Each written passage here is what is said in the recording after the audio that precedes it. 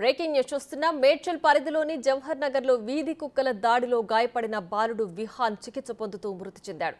దీంతో బాలుడి కుటుంబ సభ్యులు స్థానికులు ఆగ్రహం వ్యక్తం చేశారు. Jawahar Nagar municipal corporation office ముందు బాలుడు కుటుంబానికి న్యాయం చేయాలని డిమాండ్ చేశారు. ఆందోళనతో అధికారులు దిగొచ్చారు. బాలుడి కుటుంబాన్ని ఆదుకుంటామని హామీ ఇచ్చారు. దీంతో ఆందోళన విరమించారు.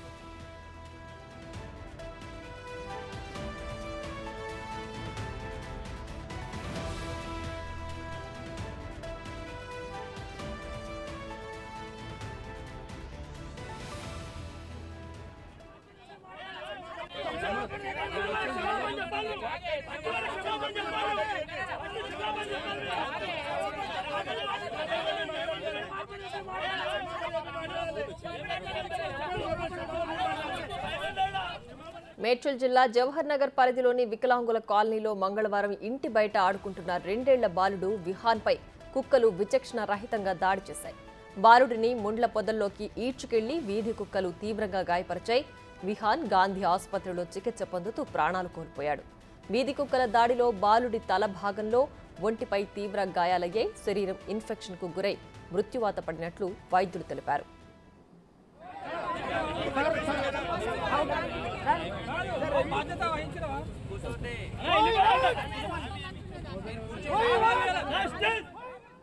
వీధి కుక్కల బెడద ఉందని పలుమార్లు మున్సిపల్ అధికారులకు చెప్పినప్పటికీ పట్టించుకోవడం లేదని స్థానికులు తీవ్ర ఆగ్రహం వ్యక్తం చేస్తున్నారు. గత కొన్ని రోజులుగా జవహర్ నగర్ మున్సిపల్ కార్పొరేషన్ పరిధిలో వీధి కుక్కలు స్వైర విహారం చేస్తూ ప్రజలను ఇబ్బందులకు గురి చేస్తున్నప్పటికీ పాలకులు అధికారులు పట్టించుకోవట్లేదని ప్రజలు ఆవేదన వ్యక్తం చేస్తున్నారు.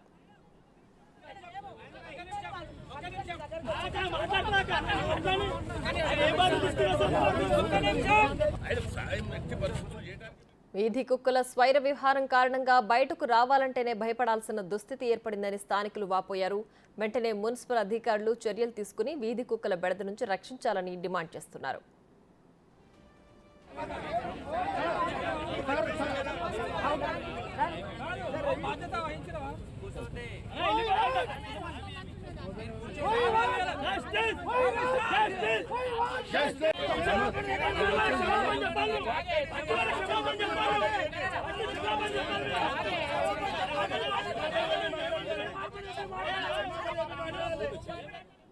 హైదరాబాద్లోని జవహర్ నగర్లో వీధి కుక్కలు దాడి చేసి 2 ఏళ్ల బాలుడిని చంపేసిన ఘటనపై ముఖ్యమంత్రి రేవంత్ రెడ్డి ఆవేదన వ్యక్తం చేశారు.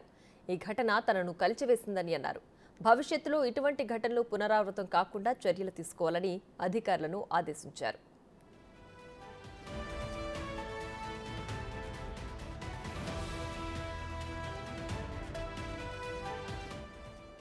ఇలాంటి సంఘటనలు జరుగుతున్నందున వీధి కుక్కల బెడదను అరికట్టడానికి అన్ని చర్యలు తీసుకోవాలని ముఖ్యమంత్రి అధికారులను అప్రమత్తం చేశారు. వీధి కుక్కల బెడద ఉన్న ప్రాంతాల ప్రజల నుంచి ఫిర్యాదులను స్వీకరించడానికి కాల్ సెంటర్ లేదా టోల్ ఫ్రీ నంబర్ ఏర్పాటు చేసి తక్షణ చర్యలు చేపట్టాలని ఆదేశించారు. పసికందులు, చిన్నారులపై ప్రతి ఏటా వీధి కుక్కల దాడులకు వాతావరణ పరిస్థితుల లేక సీజనల్ కారణాల అనే అంశంపై అధ్యయనానికి పశు వైద్యులు, బ్లూ క్రాస్ వంటి స్వచ్ఛంద సంస్థల ప్రతినిధులతో నిపుణుల కమిటీ ఏర్పాటు చేయాలని చెప్పారు. వీధి కుక్కలకు టీకాలు వేయడం లేదా ఇతర రాష్ట్రాల్లో అనుసరిస్తున్న పద్ధతులను పరిశీలించాలని అధికారులకు సూచించారు సీఎం.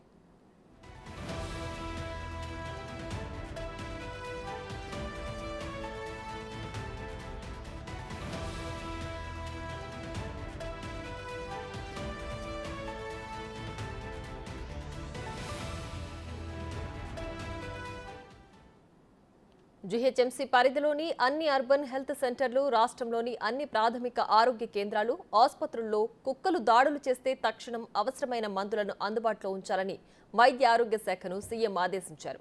ఇలాంటి సంఘటనలను నివారించడానికి తగిన ముందస్తు జాగ్రత్తలు తీసుకోవాలని, అన్ని బస్తీలు, కాలనీలు, సంబంధిత వార్డు కమిటీల సహకారం తీసుకోవాలని జీహెచ్ఎంసీ, మున్సిపల్ అధికారులను సీఎం అప్రమత్తం చేశారు.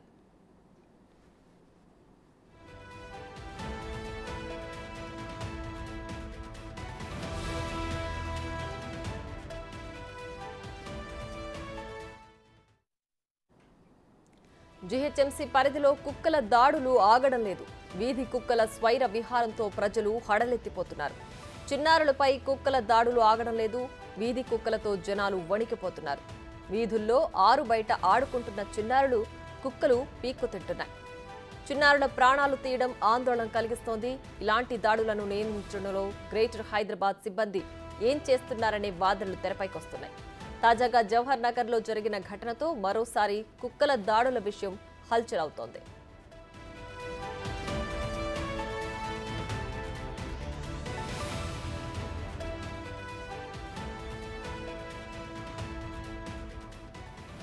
జీహెచ్ఎంసీ పరిధిలో కుక్కల దాడిలో గాయపడి కేసులు బారిన సంఖ్యలో ఉన్నాయి.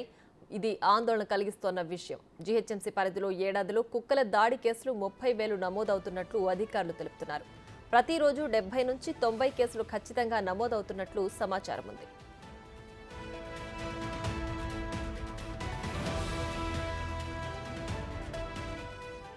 ప్రస్తుతం హైదరాబాద్ పరిధిలోని అన్ని వీధుల్లో 4 నుంచి 6 లక్షల కుక్కలు తిరుగుతున్నాయి. ఇవి పెద్ద చిన్న అనే తేడా లేకుండా అందరిపై దాడి చేస్తున్నాయి. కొందరు కుక్కల దాడిలో తీవ్ర గాయాల పాలవుతున్నారు. ఇక ప్రతి నెలలో ఓ చిన్నారి కుక్కల దాడిలో ప్రాణాలు కోల్పోతున్నారు. ఇంత దారుణ పరిస్థితులున్నా జీహెచ్ఎంసీ ఏం చర్యలు తీసుకోవడం లేదని వాదన తెరపైకొస్తోంది. దాడులు జరిగినప్పుడు కొన్ని చోట్ల అడపాదడపా చర్యలు తీసుకున్నా అవి పూర్తి స్థాయిలో లేకపోవడం అందరినీ ఆశ్చర్యానికి గురిచేస్తోంది.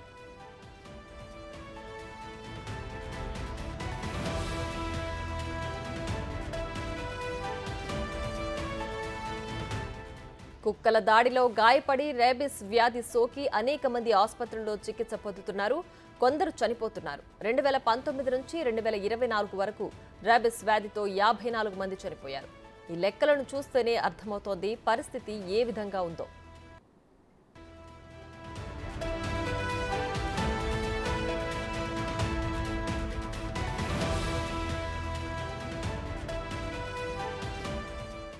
వీధి కుక్కల నియంత్రణపై హైకోర్టు కీలక నిర్ణయం తీసుకుంది. కుక్కల నియంత్రణకు వారంలోగా నిపుణుల కమిటీని ఏర్పాటు చేయాలని జూలై 11న హైకోర్టు ఆదేశించింది. అయినా ఉదాసీనంగా వ్యవహరించే వారిని వదిలిపెట్టబోమని హెచ్చరించింది.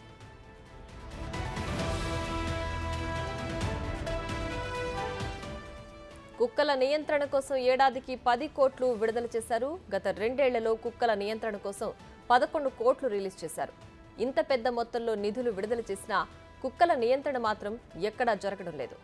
ఈ డబ్బులు ఎటు వెళుతున్నాయని జనం ప్రశ్నిస్తున్నారు. చిన్నారులు ప్రజలపై కుక్కల దాడి నేపథ్యంలో ఓ వ్యక్తి హైకోర్టులో పిటిషన్ దాఖలు చేశారు. ఈ వ్యవహారంపై గతంలో హైకోర్టు విచారణ చేపట్టింది. మృత్యువాత పడుతున్న వీధి కుక్కల నియంత్రణకు ఎలాంటి చర్యలు తీసుకున్నారని విచారణలో ప్రభుత్వాన్ని ప్రశ్నించింది. తీసుకున్న చర్యలకు సంబంధించి నివేదిక ఇవ్వాలని ఆదేశించారు. చిన్నారులపై వీధి కుక్కల దాడులు చేస్తున్నా ప్రభుత్వ యంత్రాంగం ఎలాంటి చర్యలు తీసుకోలేదని స్థానికులు వాపోతున్నారు.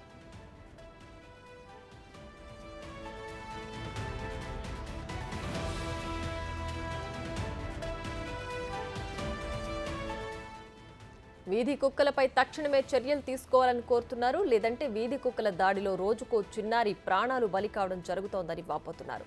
మరి దీనిపై ప్రభుత్వం ఎలా స్పందిస్తుంది అనే దానిపై ఉత్కంఠ నెలకొంది.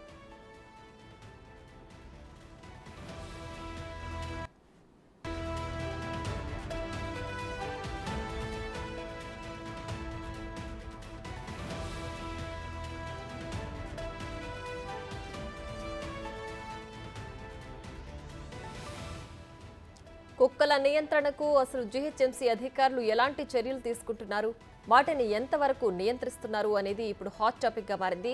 ప్రతిరోజు ఏదో చోట కుక్కల దాడులు జరుగుతూనే ఉన్నాయి. ఇంత దారుణ పరిస్థితులున్న కుక్కలను నియంత్రణలో ఎందుకు విఫలం అవుతున్నారని ప్రజలు వాపోతున్నారు.